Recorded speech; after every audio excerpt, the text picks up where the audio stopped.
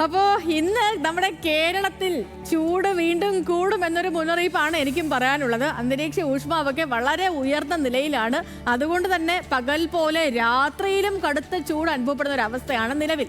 സംസ്ഥാനത്ത് ഇന്നത്തെ ഒരു ജില്ലകളിലും പ്രത്യേകിച്ച് മഴ മുന്നറിയിപ്പ് ഒന്നുമില്ല. നമ്മുടെ മാപ്പ് വന്നു. മാപ്പ് നോക്കുമ്പോൾ തന്നെ പ്രിയപ്പെട്ടവർക്ക് മനസ്സിലാവും അല്ലേ, മൊത്തം പച്ചിച്ച് നിൽക്കുന്ന ഒരു മാപ്പാണ്. ഒരിടത്തും ഒരു മുന്നറിയിപ്പും ഇല്ല.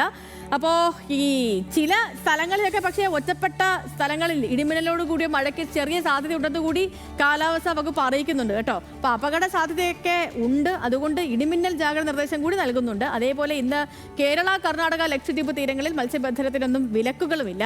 നമുക്ക് നേരെ താപനിലയിലേക്ക് പോകാം. താപനില പരിശോധിക്കാൻ തിരുവനന്തപുരത്ത് നിന്ന് തുടങ്ങാം. തിരുവനന്തപുരത്തെ താപനില പരിശോധിച്ചാൽ ഇന്ന് കൂടിയ താപനില 34 ഡിഗ്രി സെൽഷ്യസ് ആണ്.